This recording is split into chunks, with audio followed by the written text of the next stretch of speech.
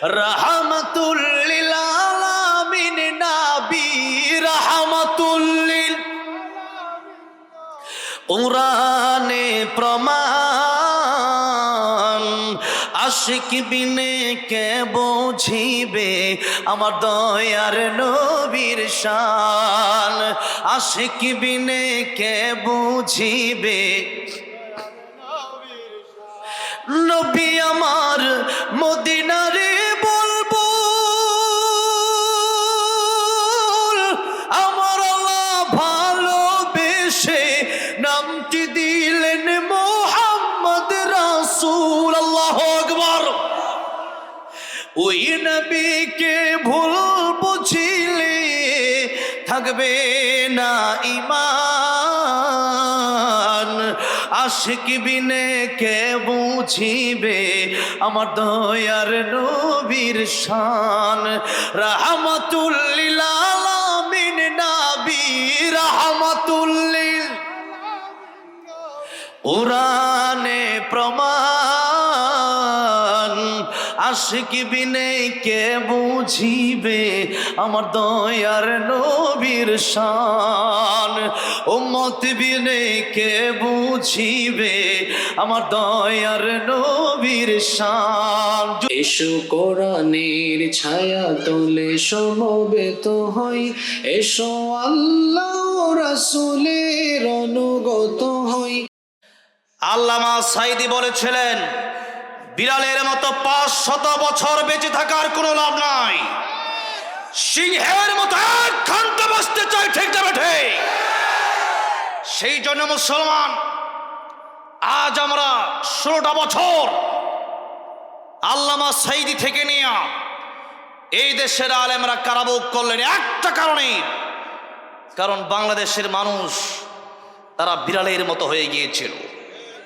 তাদের জবান বন্ধ হয়ে গিয়েছিল যখনই আমার এই বাংলাদেশের তরুণ সমাজেরা আমার যুবক ভাইরা যখনই জালেমের বিরুদ্ধে প্রতিবাদ শুরু করেছে জালেম দেশে থাকতে পারে নাই দিল্লি পালায় গেছে ঠিক না বেঠে সুতরাং মুসলমান ভাইরা আমার প্রাণ প্রিয় যুবক ভাইরা এই ওয়াজের শুরুতেই আপনাদেরকে গুরুত্বপূর্ণ ইম্পর্টেন্ট একটা মেসেজ আমি দিতে চাই সেটা হলো ওয়াতাসিমু বিহাবলিল্লাহি জামিআ ওয়া লা তাফাররাকু আপনি বিএনপি করতে পারেন আপনি জাতীয় পার্টি করতে পারেন আপনি যে কোনো দল করতে পারেন যা সৎবাসৎ তবে কথা হচ্ছে এই দেশে আমরা মুসলমান এটা হচ্ছে আমাদের সবচেয়ে বড় পরিচয় ঠিক না বেঠে এই দেশে আমরা নামাজি এটা হচ্ছে আমাদের সবচেয়ে বড় পরিচয় আমরা আদম আলাইহিস সালামের সন্তান এটা হচ্ছে আমাদের সবচেয়ে বড় পরিচয় সুতরাং ঐক্যবদ্ধ হয়ে আগামীতে বাংলাদেশে স্বৈরাচার খুনি হাসিনার মতো যে কোনো জালিম আসলে আজকের মাহফিল থেকে প্রথম মেসেজ হচ্ছে এটা প্রতিবাদ গড়ে তুলতে হবে ঘরে বসে থাকা যাবে না রাজ্য ছেড়ে গেলে হাত দেখতে চায়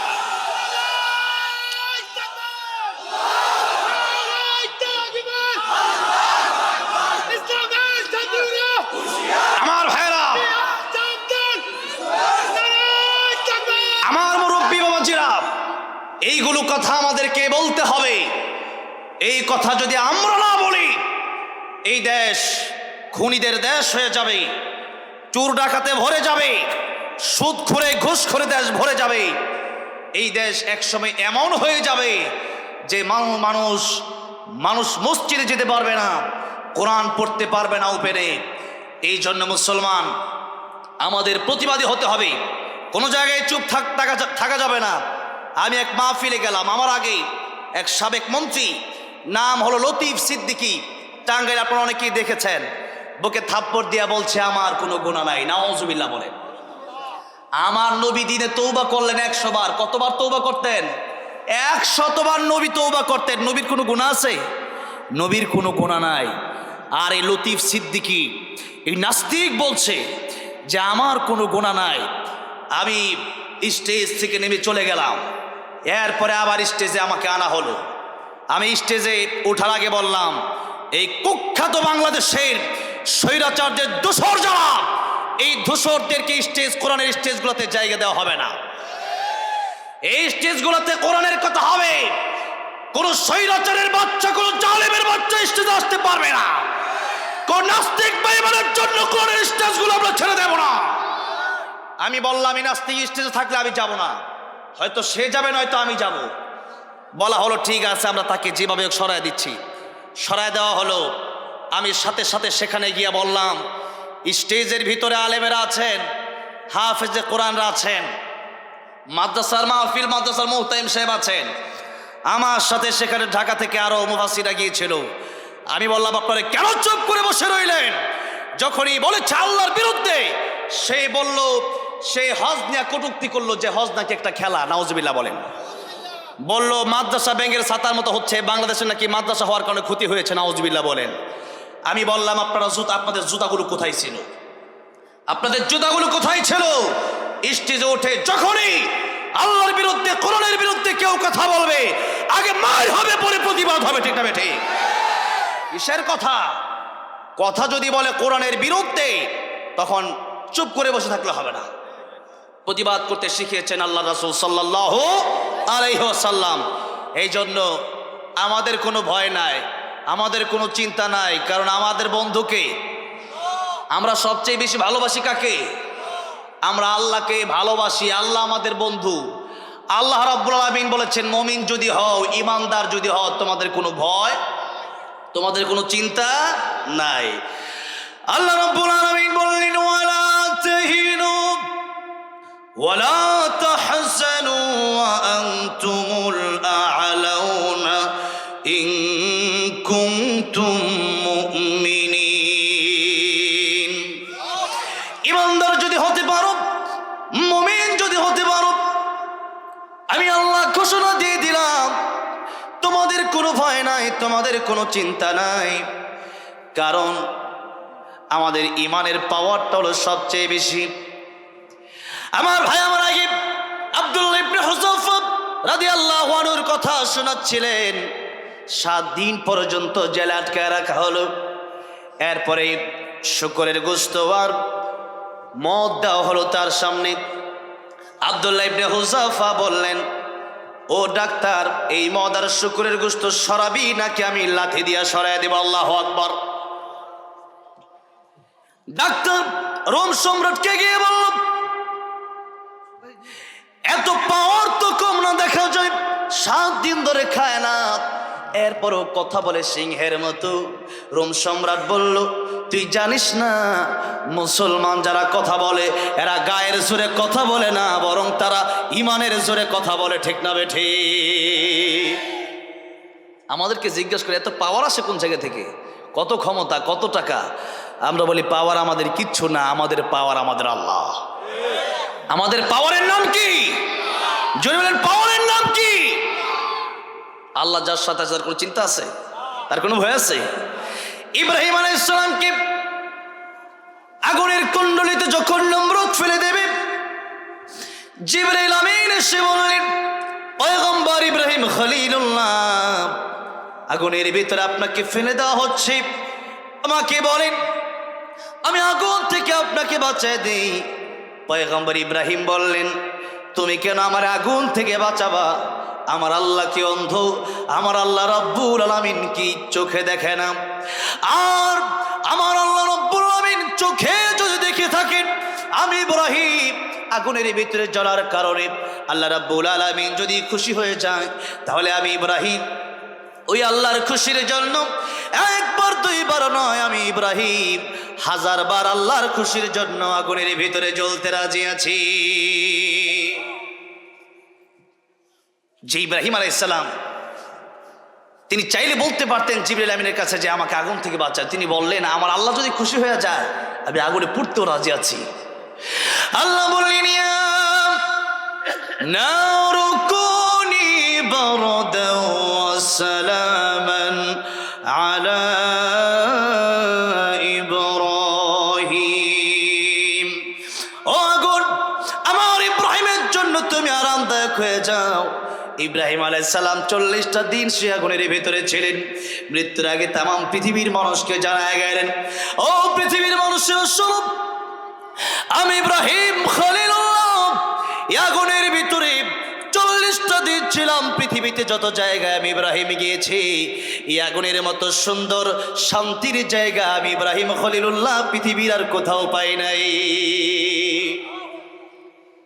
এই জন্য একজন কবি বলেছেন, যে নামে ইব্রাহিমের আগুন হলো পানি, ডাকার মতো ডাকলে আজও সাড়া দেবেন তিনি, রে মন সাড়া দেবেন তিনি। ও মধুর নামটি মিটায় হতাশার জ্বালা, গলেতে পরো ও নামের মালা, ও নামের তুলনা হবে না, হবে না, তুলনা নাই নাই নাই, তুলনা নাই নাই নাই। এসো না আল্লাহর নামে গান গাই, এসো না মন প্রাণ জোড়াই, এসো না মন প্রাণ জোড়াই। আল্লাহ আকবার বলেন, আল্লাহ আকবার, আল্লাহ আকবার বলেন, আল্লাহ আকবার বলেন, আল্লাহ আকবার, আল্লাহ আকবার বলেন। জোরে বলেন আল্লাহ আকবার, আল্লাহ আকবার। আমরা আলোচনা করব সূরা আহজাবের 41 এবং 42 নম্বর আয়াত থেকে। আমরা এই আয়াতগুলো আগে শুনি, তর্জমা বুঝি, এরপরে আমরা একটু তাফসিরের দিকে যাব। কষ্ট হচ্ছে আপনাদের? কুষ্টিয়াতে কয়েকদিন আগে এক আলোচনাতে গেলাম, তো একজন বলতেছে হুজুর আমার খুব ঘুম ধরতেছে, আপনি শেষ করলে ভালো হয়। তো আপনারা বলবেন আগামীকাল আবার সেই চাঁপাইনবাবগঞ্জ, সকালের ফ্লাইট কেটেছি, আবার সেই চাঁপাইনবাবগঞ্জে যাব, পরের দিন আবার সেই সৈয়দপুর, কুড়িগ্রাম, বুঝতে পেরেছেন? তো আলহামদুলিল্লাহ এরপরে শরীর ভালো আছে, কোনো কষ্ট নাই। আমাদেরকে অনেকে জিজ্ঞাসা করে কেমনে পারেন, আমরা বলছি আল্লাহর রহমত আছে। আল্লাহর কি আছে? আল্লাহর রহমত আছে। রহমত আছে যেখানে আমরা আছি, সেখানে গোটা পৃথিবীতেই আল্লাহর রহমত দিয়া ভরা। আমি যে ভাইয়ের বাসায় খাবার খাইলাম, আলহামদুলিল্লাহ ভাই, আলহামদুলিল্লাহ এত খাবার খাওয়ালেন। ভাইয়ের বাগান আছে, কত বড় বাগান, আর কি মজার, কি বলে এটাকে, ড্রাগন। মাশাআল্লাহ, আলহামদুলিল্লাহ মন ভরে গেছে। আমার ভাইকে আল্লাহ কবুল করেন, বলেন আমিন। আল্লাহ রাব্বুল আলামিন এই সূরাতুল আহজাবের 41 এবং 42 নম্বর আয়াতে কি বলেছেন তা আমরা একটু বোঝার চেষ্টা করি। ওয়াজ মাহফিল আমরা যখন শুনবো তখন মনে রাখতে হবে, সবই বলতে হবে। মানে আমরা তো অনেক মানুষ আছে যে এক একজন এক একটার উদ্দেশ্যে আসি। আমরা মূলত আসবো আমরা কোরআন শিক্ষার জন্য। মূলত কিসের জন্য আসবো? যে আমরা অনেক কিছু জানি না, ওই বিষয়গুলো আমরা যেন জানতে পারি, বোঝার নিয়তে এই মাহফিল। আমি জানি এখন যারা আছেন আস্তে আস্তে আস্তে আস্তে আমি মাহফিল শেষ করতে করতে মোটামুটি 12টা বাজলে সবাই থাকবে না, এতক্ষণ পর্যন্ত সবাই থাকেন, আস্তে আস্তে সবাই চলে যায়। তবে যারাই থাকবেন তারাই লাভবান হবেন। তারা কি হবেন? লাভবান হবেন। লাভ, কোরআন হাদিস শিখতে পারলেই লাভ। আর কোরআনের বাইরে যা আছে সব হলো ধোঁকা। এই সব কি? ওমাল হায়াতুদ দুনিয়া ইল্লা মাতাউল গুরুর। কোরআন যেখানে আছে সেখানেই লাভ আছে। আল্লাহ রাব্বুল আলামিন বলছেন, ইয়া আইয়ুহাল্লাযীনা আমানু যকুরুল্লাহা যিকরান কাসীরা। হে ঈমানদারগণ, তোমরা বেশি বেশি আল্লাহর জিকির করো। বেশি বেশি কি করবেন? আমরা আল্লাহর জিকির বেশি করি না, মানুষের গীবত বেশি করি। দোকানে বইলেই গীবত আছে না নাই? শোনেন, অনেক আমল করছেন, আমলটা যদি আপনার না থাকে কষ্ট আছে না নাই? সারা মাস চাকরি করছেন, চাকরি করার পর আপনাকে মালিক বলল তোমাকে যেভাবে বলছো ওইভাবে করো নাই।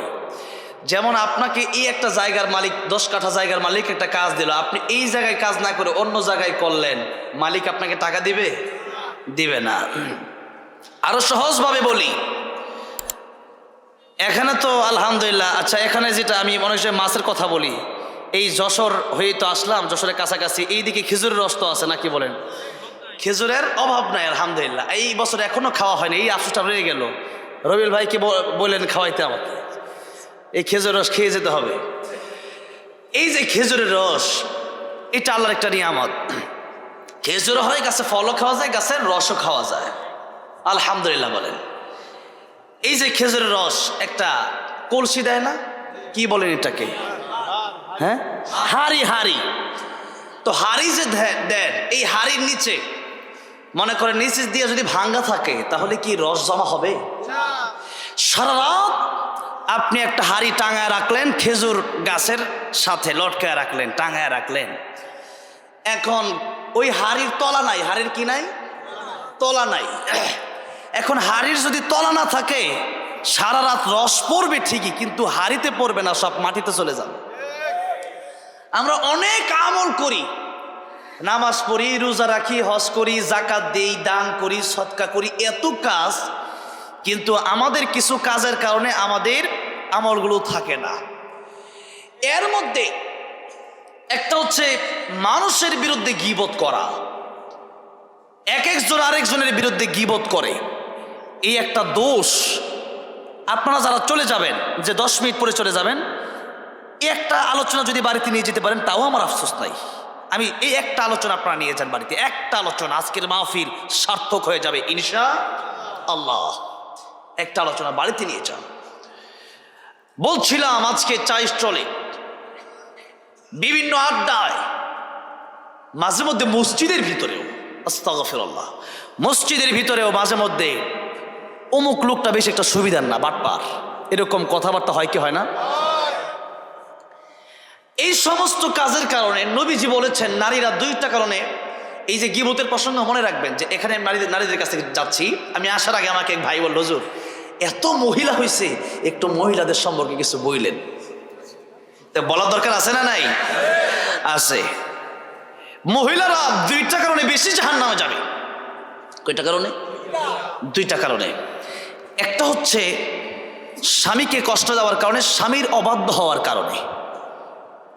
এই দেশে অনেক মহিলা আছে দেখবেন, স্বামী ভালো লাগে না, স্বামীকে আন্তাজেই ভালো লাগে না, কেন যে ভালো না, শয়তানের ওয়াসওয়াসায় ভালো লাগে না। তখন বলে যে তোমার ঘরে না আয়া, তোমার ঘরে না এসে একটা রিক্সাওয়ালার ঘরে গেলেও ভালো ছিলাম, এরকম অনেক সময় বলে না?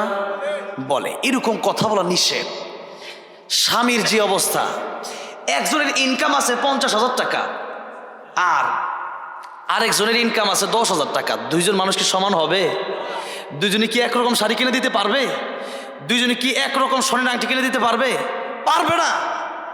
তাতে আপনি, ও মহিলা, ও মা, ও বোন, তাতে করে আপনি আপনার স্বামীকে কষ্ট দিয়ে কথা বলতে পারেন না যে তোমার ওই ঘরের ভাই দেখছি তাকে একটা স্বর্ণের নেকলেস কিনেছে, তুমি আমারে কেন দাও না? তুমি কি দিছো জীবনে? দিছেন জীবনে সবই, এরপর অনেক সময় বলে যে তুমি কি দিছো জীবনে। এই কথা আছে না নাই? জোরে বলেন। আছে।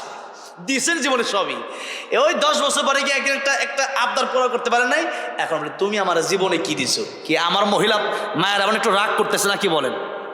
মাঝে মধ্যে সত্য কথা একটু তিতাও হয়। নিমের রস কিন্তু তিতা নাকি বলেন? এক মাহফিলে গেলাম, যাওয়ার পরে সেই রংপুরে, তো আমার বলে হুজুর কি খাবেন? আমি বলছি নিমের রস খাবো। হুজুর আর খাওয়ার কিছু পাইলেন না। আমার সাথে এক ভাই মাহফিল আসছে, ও বললো হুজুর আমি মিষ্টি খেতে খুব পছন্দ করি। ভাই কো, তো যাই হোক, তা আমি বললাম যে নিমের রস খাবো। কই কেন? আমি আমার খুব অ্যালার্জি, আজকে আমার ভাই যে খাবার পাকড়, চিংড়ি, গরু গোস্ত খাইতে পারি নাই অ্যালার্জির কারণে। তো এখন আমি বললাম নিমের রস খাবো। কেন? যে নিমের রস তিতা হতে পারে কিন্তু খাইলে অ্যালার্জি চলে যাবে। যেরকম ঠিক না ভাই? ঠিক। আমার শরীরটা সুস্থ থাকবে নিমের রস খাইলে। আর মিষ্টি খাইলে, বেশি খেলে ডায়াবেটিস হওয়ার সম্ভাবনা আছে। সবসময় মিষ্টি দেওয়া যাবে না, একটু তিতাও মাঝে মধ্যে দিতে হবে। কষ্ট পাবেন আপনারা, কষ্ট পাবেন আপনারা। সুন্নত শুধু মিষ্টি খাওয়ার নাম না, সুন্নত হোদের ময়দানে পাথর খাওয়ার নাম সুন্নাত, ঠিক না বেঠে? আমাদের দেশে কিছু বক্তা আছে আউল বাউল ফাউল, মাঝে মধ্যে এমন বাউল গান গাইছে, এই গানের শিরকে ভরা। আছে না এরকম বক্তা? হ্যাঁ আছে। আর আজকে নামই কইলাম না, জান আমার অবস্থা খারাপ। যাই হোক, আমি কেন বললাম, এজন্য আমার বিরুদ্ধে লাগছে। আমি বলি তুমি আমার বিরুদ্ধে লাগতে পারো, নবীর বিরোধিতা যতই করছে আবু জাহেল, ততই নবীর দাম বাড়ছে। আমার মাহফিল আগে লোক হইতো 1000, 50,000 লোক হয়। আলহামদুলিল্লাহ বলেন। তোমরা যত বিরোধিতা করবা, আমি হক কথা বলার কারণে আমার ততই জনগণ বাড়বে, তত ইসলামের পক্ষে মানুষ আকৃষ্ট হবে, ঠিক না বেঠে?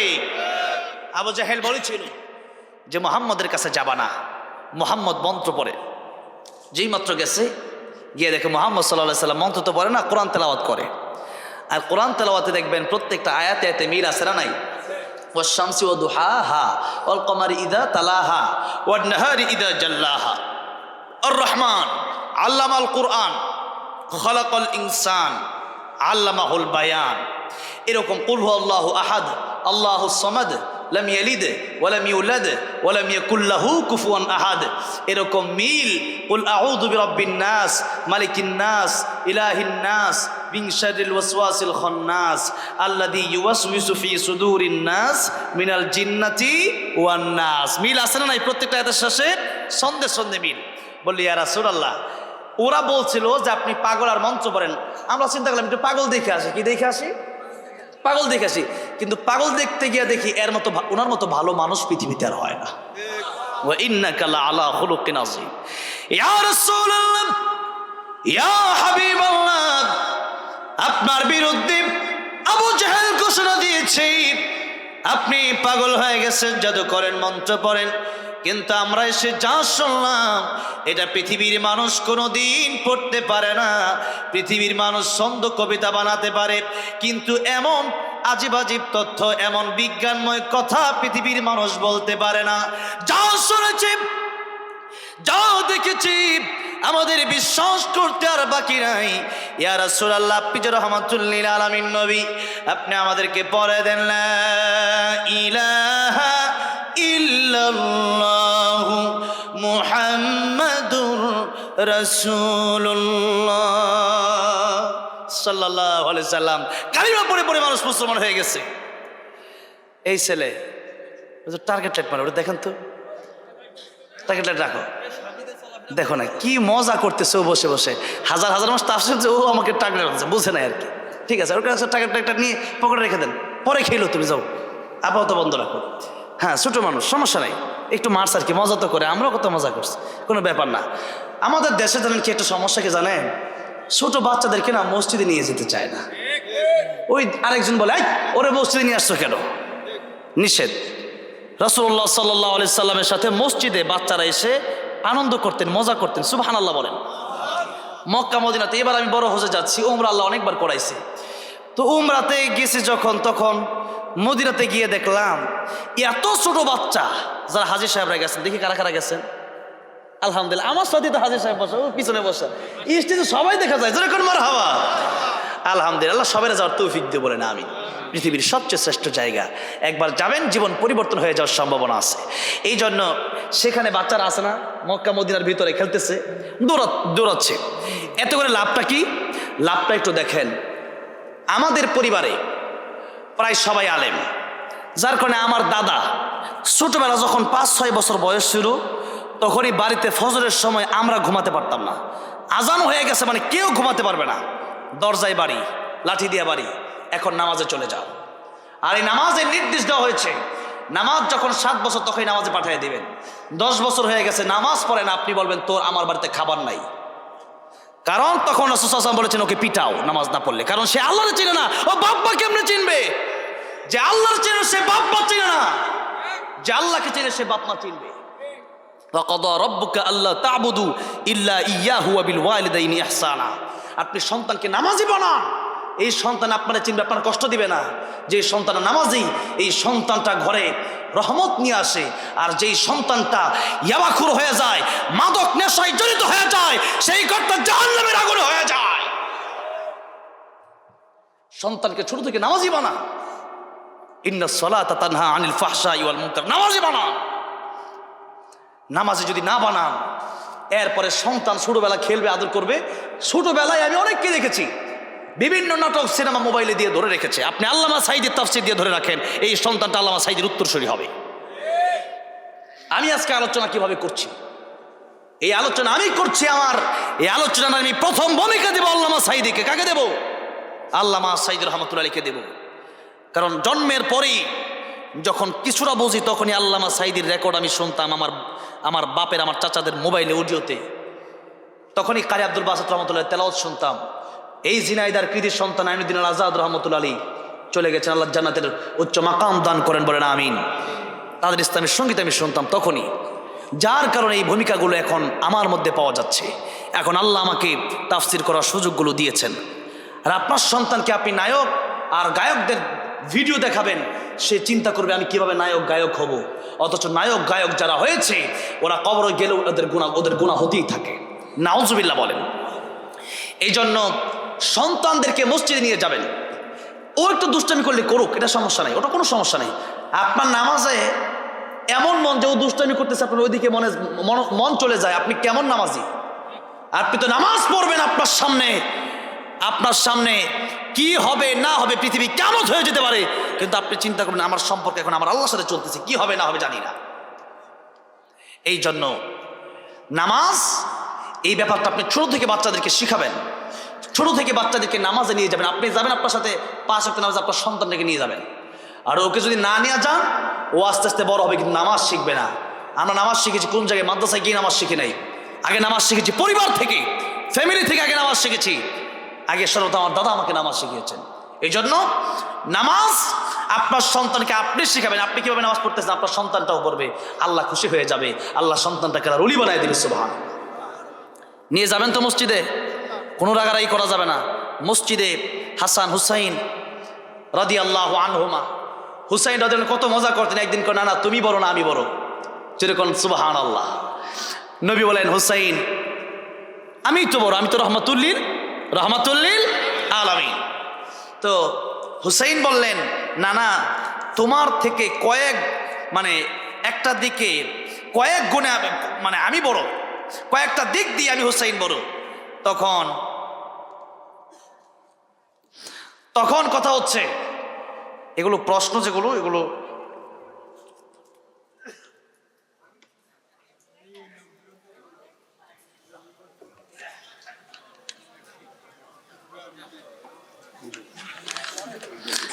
এই যে এগুলো প্রশ্ন, এগুলো হচ্ছে বিশেষ করে যে মাসালাগুলো জিজ্ঞেস করতেছেন আমাকে, এগুলো মুফতি সাহেবকে মাসালা জিজ্ঞেস করবেন।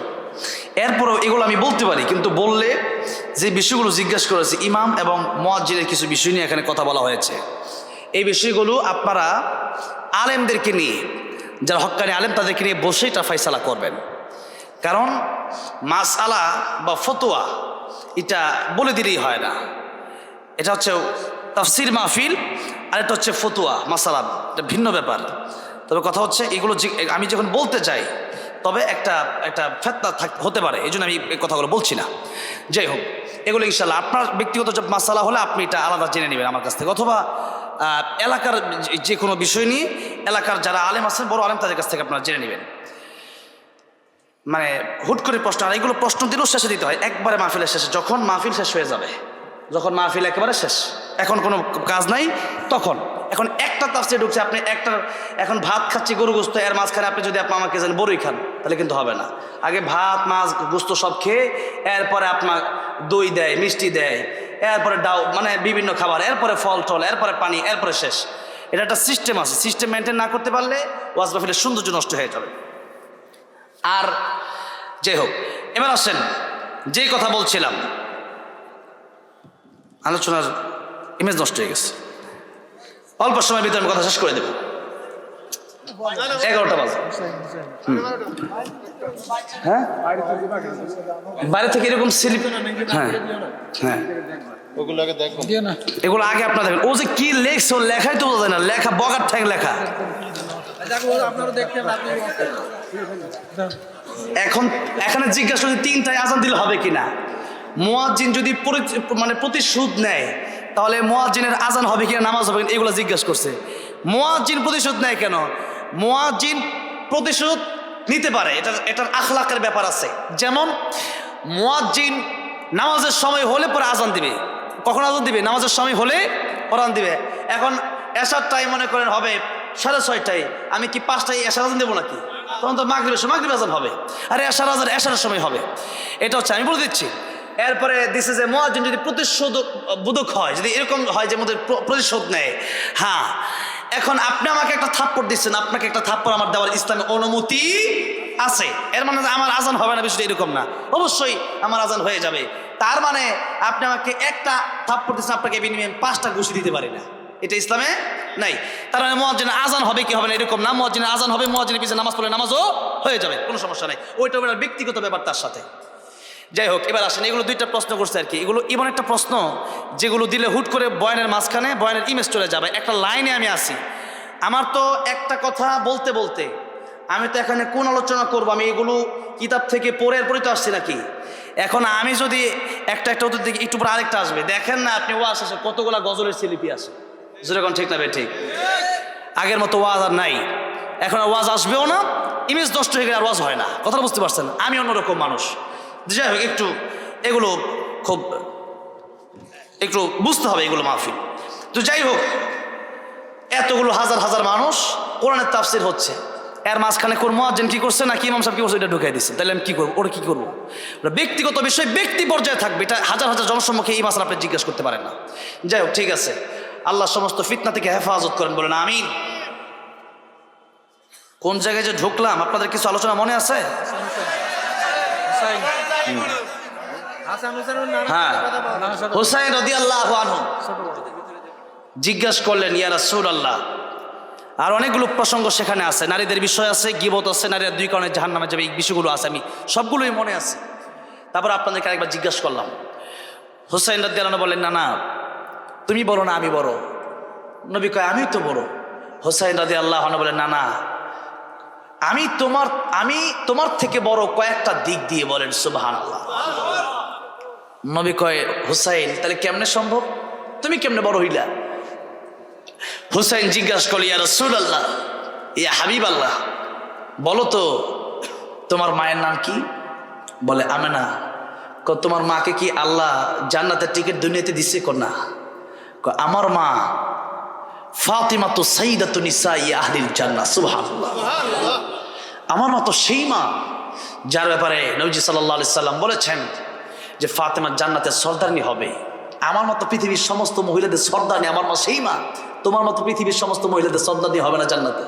তাহলে আমি বড়, তুমি বড়। নবীজি মুচকি মুচকি হাসতেছেন, বলছেন, হুসাইন মায়ের দিক থেকে তুমিই বড়। বললেন, না না, তোমার বাবার নাম কি? বলে আব্দুল্লাহ। আর কোন নাম আছে, টাইটেল আছে? না, আব্দুল্লাহ ইনি। হুসাইন ডেকে বলল, না নাম শুধুমাত্র এতটুকুই, আর আমার বাবার নাম আসাদুল্লাহিল গালিব। আমার বাবা হযরত আলী শের খুদম, আল্লাহর সিংহ আমার বাবা। কাফের বেঈমানেরা আলী রাদিয়াল্লাহু আনহুকে সিংহের মতো ভয় পায়। জোরে বলেন আল্লাহু আকবার। আমার বাবা সেই বাবা, যে বাবা সরে মুবাশশারা বিশেষ 10 জন জান্নাতি টিকিট প্রাপ্ত সাহাবীদের মধ্য থেকে একজন সাহাবী নবী দুলালী ফাতেমা রাদিয়াল্লাহু আনহার স্বামী আমার বাবা আলী রাদিয়াল্লাহু আনহু। ও আমার নানা, ইয়া রাসূলুল্লাহ, ইয়া হাবিবাল্লাহ, এবার তুমি বলো বাবার দিক থেকে আমি বড় না তুমি নবী বড়? নবী বলেন, হুসাইন বাবার দিক থেকেও তুমি হুসাইন বড়। সুবহানাল্লাহ বলেন। এবার বলেন, নাম তোমার নানির নাম কি? নবীর নানির নাম বললেন। হুসাইন রাদিয়াল্লাহু আনহু বললেন, নানা গো, আমার নানি সেই নানি যেই নানি আল্লাহ নবী বিশ্ব নবী রাহমাতুল্লাহ লিল আলামিনের বিপদের সময় বন্ধ হয়েছিল। আমার নানি সেই নানি যেই নানিকে এই দুনিয়াতে আমার আল্লাহ রাব্বুল আলামিন নিজে সালাম দিয়েছেন। তোমার নানির আল্লাহ সালাম দিছে? না। ও নানা, আমার নানি তো সেই নানি যে নানিকে আমার আল্লাহ রাব্বুল আলামিন সালাম দিয়েছেন। নানা, আমার নানির দাম তো অনেক বেশি। খাদিজাতুল কুবরা রাদিয়াল্লাহু আনহা আমার নবীর সাথে যখন বিয়ে হয়ে গেল, খাদিজা রাদিয়াল্লাহু আনহা তৎকালীন ধনী একজন ব্যবসায়ী মহিলা ছিলেন। লোকেরা বলল, এমন একজন মানুষের কাছে তুমি বিয়ে বসেছো যে লোকের টাকা পয়সা নাই, সোনা দানা নাই, গরিব মানুষ। খাদিজাতুল কুবরা রাদিয়াল্লাহু আনহা কে বললেন, ও মক্কাবাসী, তোমাদেরকে জিজ্ঞাসা করতে চাই, তোমরা বলবে আমার নবী চরিত্রের দিক দিয়ে ভালো না খারাপ? সবাই বলল, মুহাম্মদ রাসূলুল্লাহর মতো চরিত্র হয় না। জোরে বলেন সুবহানাল্লাহ। খাদিজাতুল কুবরা বললেন, আমার নবীর বংশ ভালো না খারাপ? বলল, বংশ ভালো, কুরাইশ বংশ, সবচেয়ে সম্মানিত বংশ। খাদিজাতুল কুবরা রাদিয়াল্লাহু আনহা জিজ্ঞেস করলেন, ও মক্কাবাসী, তাহলে তোমরা বলো আমার নবীর চেহারা কেমন সুন্দর? লোকেরা বলল, এমন সুন্দর চেহারা আমরা পৃথিবীতে কোনোদিন দেখি নাই। তোমার সৃষ্টি যদি হয় এত সুন্দর, না জানি তাহলে তুমি কত সুন্দর, কত সুন্দর। দুনিয়া সুন্দর, মানুষ সুন্দর, আসমান সুন্দর, জমিন সুন্দর, সুন্দর সুন্দরে পাল্লা। জানি না কত সুন্দর তুমি আল্লাহ, জানি না কত সুন্দর তুমি আল্লাহ। বলেন, দুনিয়া সুন্দর, মানুষ সুন্দর, আসমান সুন্দর, জমিন সুন্দর, সুন্দরে সুন্দরে পাল্লা। জানি না কত সুন্দর তুমি আল্লাহ, জানি না কত সুন্দর। এত আস্তে ঝর্ণা ছোটে চলে একে বেঁকে, পৃথিবীর বুকে কত ছবি এঁকে। নদীর ওই কলতানে, সাগরের গর্জনে, ঢেউে ঢেউে দেয় পাল্লা। জানি না কত সুন্দর তুমি আল্লাহ, জানি না কত সুন্দর। জোরে বলেন সুবহানাল্লাহ। আমার নবী, বিশ্ব নবীর হামাতুল্লিল আলামিন আম্মা জান আয়েশা সিদ্দিকা রাদিয়াল্লাহু আনহা বলেন, ও দুনিয়ার মানুষেরা, দুনিয়ার একটা সূর্য আছে, দুনিয়ার সূর্য ওঠে সকাল বেলায়, আর আমার ঘরে একটা সূর্য আছে, সেই সূর্য ওঠে আমার ঘরে মাগরিবের পরে রাতের বেলায়। জোরে বলেন সুবহানাল্লাহ। খাদিজাতুল কুবরা রাদিয়াল্লাহু আনহা বললেন, ও মক্কাবাসী, তোমরা বলো আমার নবীর চেহারা সুন্দর কম না বেশি? সকলেই বলেন, এমন সুন্দর চেহারা পৃথিবীতে আর নাই। জোরে বলেন সুবহানাল্লাহ। খাদিজাতুল কুবরা রাদিয়াল্লাহু আনহা বলেন, ও মক্কাবাসী, আমার স্বামীর চেহারা সুন্দর, আমার স্বামীর বংশ ভালো, আমার স্বামীর চরিত্র সুন্দর নাই, কি বলে সম্পদ নাই। ও মক্কাবাসী, তোমাদেরকে সাক্ষী রেখে এই মুহূর্তে বলে দিলাম, আমি খাদিজাতুল কুবরা রাদিয়াল্লাহু আনহার সম্পত্তিগুলো আমি মুহাম্মদুর রাসূলুল্লাহর নামে ওয়াকফ করে দিলাম। এখন আর কিসের কমতি? এখন কমতি আছে? এত ভালোবাসতো।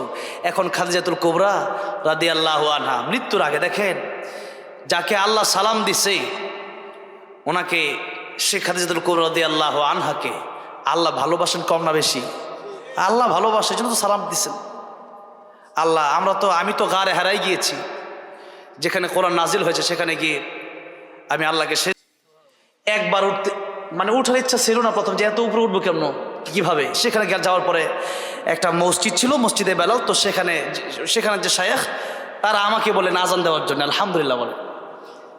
সেখানে আমাদের বাংলাদেশের লোকও ছিল, তো সেই মসজিদে আমি আজান দিলাম। এরপরে সেখানে নামাজ পড়লাম, সেখানে উঠলাম। একবার উঠার সময় আমি চিন্তা করছিলাম যে আম্মা জান খাদিজাতুল কুবরা রাদিয়াল্লাহু আনহা সেখানে দৈনিক 2 বেলা রাসূল সাল্লাল্লাহু আলাইহি ওয়াসাল্লামকে কিভাবে খাবার দিয়ে আসতেন, একজন মহিলা মানুষ হয়ে। আমি উঠছিলাম আর চিন্তা করছিলাম এত উপরে যে কয়েক বোতল পানি শেষ হয়ে গেছে আমার। হ্যাঁ, 750 মিটার, মানে প্রায় 1 কিলোর কাছাকাছি, প্রায় 1 কিলোর কাছাকাছি। এত বড় একটা পাহাড়, সেখানে তিনি উঠতেন, কত কষ্ট করতেন আমার নবীর জন্য। কি ভালোবাসা ছিল, আল্লাহু আকবার বলে, কি ভালোবাসা ছিল। তখন আমি উঠছিলাম আর ঘামছিলাম, এমনি তো গরম। আমি ওই সময় আমার মনে হলো, মানে জীবনে মনে হয় সবচেয়ে কষ্ট ওই দিনটাই আমার ছিল, ওই গাড়ে হেরাই ওঠার সময়। তো যাই হোক, আম্মা জান খাদিজাতুল কুবরা এত কষ্ট করলেন নবীর জন্য, জীবনটা দিয়ে দিলেন। এরপরে মৃত্যুর আগে নবীকে বলেন, ইয়া রাসূলুল্লাহ, ইয়া হাবিবাল্লাহ, আমার কবরে আমি কি নিয়ে যাব? আমার তো কিছুই নিয়ে যাওয়ার নাই, আমি আপনাকে কিছু ওসিয়ত করব। এর মধ্যে একটা ওসিয়ত করলেন, ইয়া রাসূলুল্লাহ, ইয়া হাবিবাল্লাহ, ওই কবরে আমি খাদিজাতুল কুবরা যাব, আপনি আপনার জুব্বা দিয়া, আপনার শরীরের কাপড় দিয়া অথবা চাদর দিয়া আমি খাদিজার কাফন আপনি পরাই দিবেন। ইয়া রাসূলুল্লাহ, ইয়া হাবিবাল্লাহ, আরেকটা প্রতিশ্রুতি আমাকে আপনি দেন, ওই কবরে যাওয়ার পরে আমি খাদিজা প্রশ্নের জবাব কিভাবে দিব আমি জানি না। আমার তো ভয় হয় ওই কবরে গেলে মনে হয় আমি খাদিজাতুল কুবরা প্রশ্নের জবাব দিতে যদি না পারি।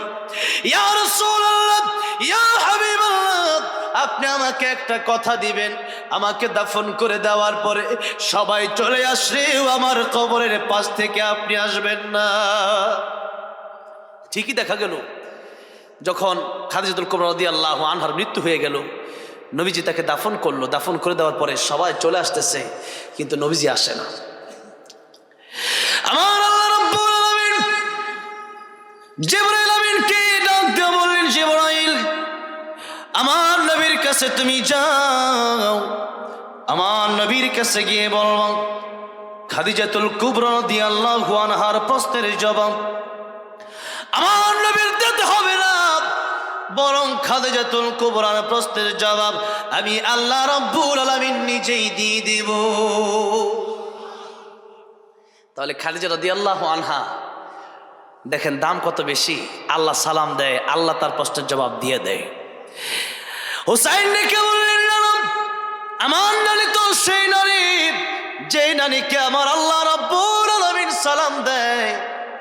ও নানা, এবার আপনি বলেন আপনার নানির দাম বেশি না আমার নানির দাম বেশি? নবী বললেন, নানির দিক দিয়ে তুমি হুসেন তুমি বড়। আর তো জোরে বলেন। এবার হুসাইন আসল জায়গায় আসছে। কোন জায়গায়? আসল জায়গায়। ও নানা, আমি তোমাকে শেষ প্রশ্ন করতে চাই, আমি তোমাকে জিজ্ঞাসা করতে চাই, তোমার নানা আর আমার নানা কি সমান হবে? নবী বললেন, না। ও নানা, তোমার নবী কি তোমার নানার জন্য কতজন মানুষ জীবন দিতে পাগল ছিল? ও নানা, তোমার নানা খাজা আব্দুল ওয়াহাবের জন্য কতজন মানুষ পাগল ছিল? আর আমার নানা সেই নানা যার ব্যাপারে আমার আল্লাহ রাব্বুল আলামিন নিজের ব্যাপারে বললেন, আলহামদুলিল্লাহি রাব্বিল আলামিন। আর আমার নানার ব্যাপারে আল্লাহ রাব্বুল আলামিন বললেন, ওয়ামা আরসালনাকা ইল্লা রাহমাতাল লিল আলামিন। সবাই পড়েন, ওয়ামা আরসালনাকা ইল্লা রাহমাতাল লিল আলামিন। রাহমাতুল লিল আলামিন নবী কোরআনে প্রমাণ, আশিক বিনে কে বুঝিবে আমার দয়ার নবীর শান। ঠিক না ঠিক? রাহমাতুল লিল আলামিন নবী। কষ্ট হচ্ছে আপনাদের?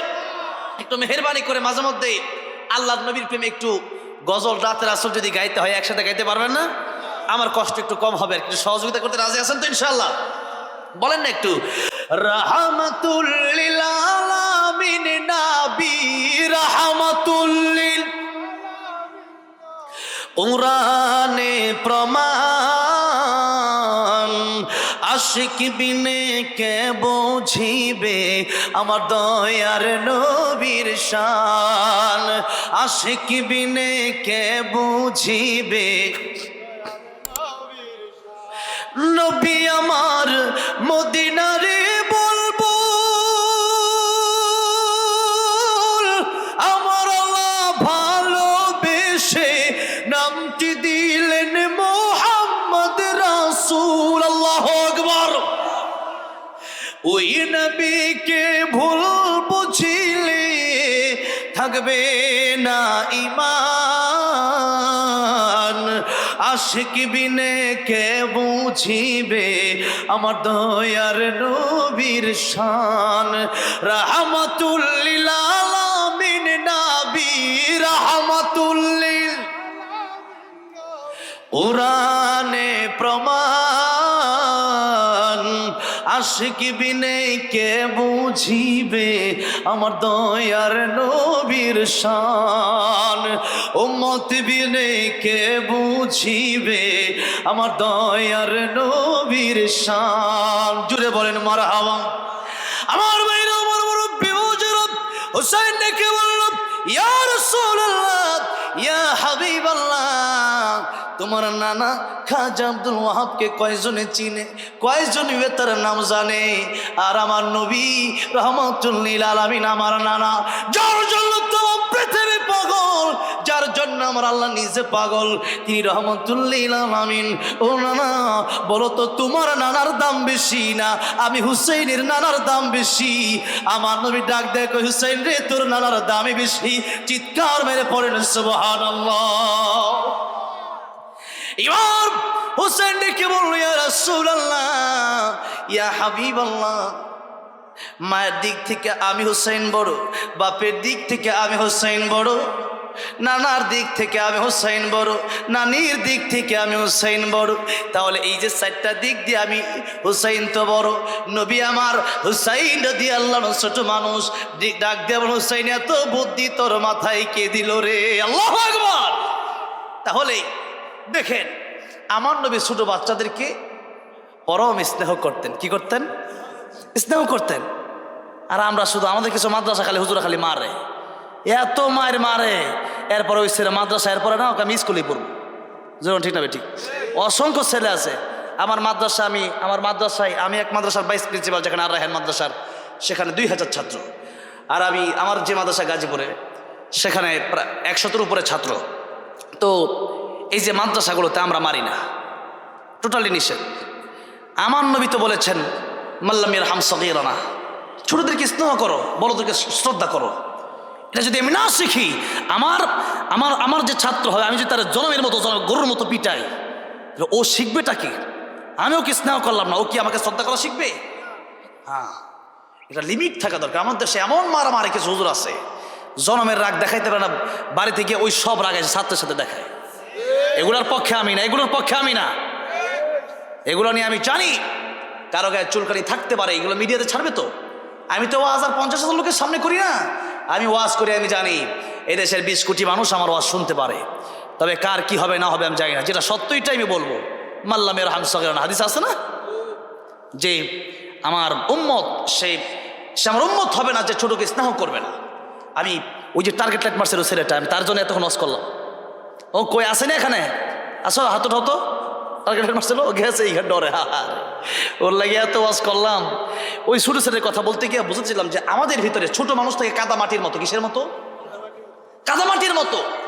এই কাদামাটিকে যদি আপনি এভাবে হবে, হাড়ি বানাইলে হাড়ি হবে, কলসি বানাইলে কলসি হবে। মনে করেন এটাকে আপনি এই কোলা বানান, কোলাও হবে, যেটা বানাবেন ওইটাই হবে। কিন্তু মাটি যখন শক্ত হয়ে যায়, তখন এটাকে আপনি কিছুই বানাতে পারবেন না। কাদামাটি আর শক্ত মাটিকে একরকম? একরকম না। হাড়ি পাতিল যে বানায় মাটির, এগুলো কি দিয়ে বানায়? কাদামাটি দিয়ে বানায়, ঠিক না? ঠিক। ছোট মানুষ হচ্ছে কাদামাটির মতো। তাহলে ইসলামটা ছোটবেলা থেকে শিক্ষা দিতে হবে। মক্তব আছে না এই দেশে? আছে, এগুলো চালু রাখবেন। মক্তবে পাঠাবেন, সকাল হয়ে যাবে, ফজর পড়বে, মক্তবে যাবে। কোথায় যাবে? মক্তবে যাবে। মক্তবগুলো চালু রাখলে পরে কমপক্ষে ছেলেটা ইংলিশ পড়ুক, স্কুল কলেজ ভার্সিটিতে পড়ুক, কমপক্ষে আলেমদের পাগল হবে, আল্লাহ প্রেমিক, রাসূল প্রেমিক। এই যে এখন অনেক যুবক ভাই, আমার তো মনে হয় মক্তব ছাড়া কেউ নেই, সবাই মক্তবে পড়ছে, যার কারণে ইসলামের প্রতি ভালোবাসা আছে। যেরকম ঠিক না ঠিক? আলহামদুলিল্লাহ, আমার যুবক ভাইরা সেই 3 কিলোমিটার দূরে চলে গেছে। কত মোটর ছেলেছে আল্লাহ জানে, এত ভালোবাসলো। আমি তো এই প্রতিদান দিতে পারবো না। আমার যুবক ভাইদেরকে দোয়ার ভালোবাসা ছাড়া দেওয়ার কিচ্ছু নাই আমার। আল্লাহ আমার যুবক ভাইকে ভালো রেখো, বলে না আমিন। আল্লাহ পরকালে একসাথে জান্নাত দিও, বলে না আমিন। আমার ভাইরা, আমার মুরব্বী বাবাজিরা, আসুন একটু সামনের দিকে যাই। রাত গভীর হয়ে যাচ্ছে। আমি তো আর মুখস্থ ওয়াজ করি না, যেখানে যেই প্রসঙ্গ আসে সেইভাবে ওয়াজ করতে থাকি আর কি। কারণ ওয়াজের বয়স 6 বছর, আর কোরআন তেলাওয়াত পৃষ্টিতে 14 বছর। কত বছর? 14 বছর। যার কারণে আলহামদুলিল্লাহ এই বাংলাদেশের সমস্ত বড় বড় আলেমদের সাথে আমার একটা সম্পর্ক গড়ে উঠেছে। তো বিভিন্ন জায়গায় যাই, আলোচনা করি। তো এই যে আলোচনাগুলো এগুলো আমাদের করা দরকার এইভাবে যে যেখানে যেটা দরকার আলোচনাগুলো যেন মন থেকে আসে, আলোচনাগুলো যেন আল্লাহর পক্ষ থেকে আসে। আমি তো জানি না এলাকায় কি সমস্যা, তারপরেও যেন আল্লাহ আমার মাথায় সেই কথাগুলো ঢেলে দেয় যে কথাগুলো বললে মানুষ উপকৃত হবে, মানুষ জান্নাতের পথ পেয়ে যাবে। বলেন আমিন। আমি বেশিক্ষণ সময় নেব না, আর মাত্র আধা ঘন্টা আমি কথা বলবো। এরপরে আমি কয়েকটি ইসলামের সঙ্গীত বলার জন্য বলেছি, ওইটা বলবো। এরপরে মোনাজাত হয়ে যাবে ইনশাআল্লাহ। কেউ মোনাজাত না করে যাব না, অনেকের বাবা নাই, অনেকের মা নাই। আজকে একটু মোনাজাতটা করে এরপরে বাড়ি যান, আল্লাহ কবুল করেন। বলেন আমিন। বলেছিলাম নারীরা জাহান্নামে যাবে বিশেষ করে কয়টা কারণে? জোরে বলেন কয়টা কারণে? দুটা। নবীজি বললেন এক নম্বর কারণ হলো নারী জাহান্নামে যাবে তার স্বামীর অবাধ্য হওয়ার কারণে। আমি জানি এই ওয়াজ অনেকের ভালো লাগবে না, আর মহিলারা আল্লাহ জানে, আজকে যা শুরু করছে মহিলাদেরকে নেওয়া শুরু করছে। আমাদের দেশে এই নারীরা যদি পর্দায় থাকতো, পর্দায় যদি নারীরা থাকতো, নামাজ, রোজা, পর্দা, এই স্বামীর খেদমত, এই কাজ যদি করে একটা নারী যেই দরজা দিয়ে ইচ্ছা সেই দরজা দিয়ে সে জান্নাতে যেতে পারবে। নবীজি বলেছেন সুবহানাল্লাহ বলেন। এই কাজগুলো করে না সোস, কিন্তু সেই পর্দা আজকে করে না। একটা কলার শুকলা আছে না নাই? কলা যদি শুকলা ছিঁড়ে বিক্রি করে কেউ নিবে? একটা 1 টাকা দামের চকলেটের প্যাকেট আছে না নাই? ও নারী, একটা 1 টাকা দামের চকলেটের প্যাকেট থাকতে পারে, তোমাকে আল্লাহর নবী সম্মান দিয়েছেন। নবী বলেছেন দুনিয়াতে সব সম্পদ, সবচেয়ে উত্তম সম্পদ হলো নারী, আর তোমার যদি বোরকা না থাকে তোমার সম্মান থাকবে না। তুমি কি এটা বোঝো না যে একটা চকলেটের দাম আছে, তার প্যাকেট থাকে, একটা চকলেট 1 টাকা দাম, আর তুমি নারী হয়ে তোমার পর্দা নাই কেন? পর্দা যদি না থাকে তাহলে সেই নারী নষ্ট হয়ে যায়। আমার ভাইরা, লম্বা চড়ে এগুলো আলোচনার দিকে আমি যাব না। আমি যতই আলোচনা করতে যাই ততই আমার বাড়ে আলোচনা। আজকে মন চাচ্ছে একটু বেশি সময় দিই, আমি তো ইচ্ছা করে শেষ করে দিতে পারি। সেই ঢাকা থেকে গতকালকের মাহফিল ছিল ময়মনসিংহ। কোথায় ছিল? ময়মনসিংহ বিভাগ, আর এটা হলো খুলনা, এটা আরেক বিভাগ। এটা কোন বিভাগ? খুলনা বিভাগ, এটা আরেকটা বিভাগ। আগামীকালকে হলো রাজশাহী বিভাগ, পরের দিন রংপুর বিভাগ। বিভাগ ভিত্তিক ওয়াজ একটা। তো আসি তো আমি কষ্ট করে, সেই সকাল থেকে প্রস্তুতি নিতে ফ্লাইট করে এই পর্যন্ত আসলাম। তো যাই হোক, আমি তো কষ্ট করে আসছি, আমি যেন কিছু বলার জন্যই তো আসছি নাকি বলেন? আমি সেই ফাঁকি দেওয়ার লোক না যে না বলে চলে যাব।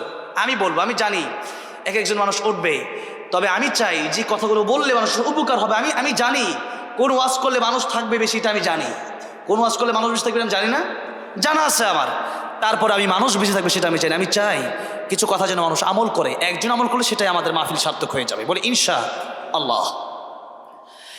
তাহলে একটা হচ্ছে নারীরা যেন পর্দা করে, নারীরা যেন স্বামীর খেদমত করে। নবী বলেছেন আমি যদি বলতাম আল্লাহর পরে কাউকে সেজদা দেওয়া যেত, আমি বলতাম ও পৃথিবীর মেয়েরা, ও পৃথিবীর স্ত্রীরা, তোমরা তোমাদের স্বামীর পায়ে সেজদা দাও। চলে বলেন সুবহানাল্লাহ।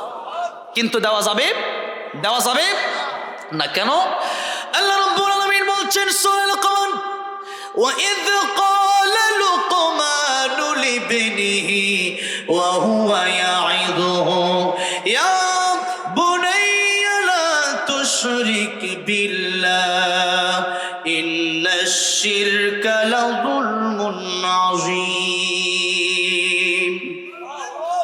লুকমান হাকিম, উনি কি অনেক সুন্দর ছিল? কালো ছিল? কি ছিল? কালো ছিল। আমরা তো অনেক সুন্দর মানুষ, কিন্তু আমাদের ভেতরটা কালো হয়ে আছে।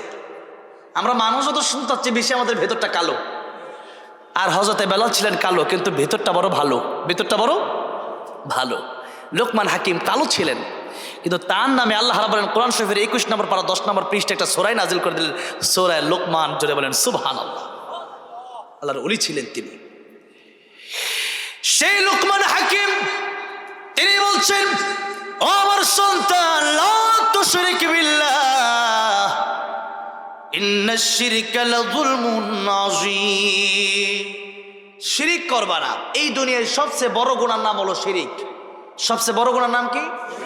মাজারে সেজদা দেওয়া, পীরের পায়ে সেজদা দেওয়া, কোন হুজুরের পায়ে সেজদা দেওয়া, কারো পায়ে সেজদা দেওয়া। ইবাদত করতে হবে কপালটা, এই মস্তকটা একমাত্র একজনের কুদরতি কলমে সেজদায় লুটে পড়বে।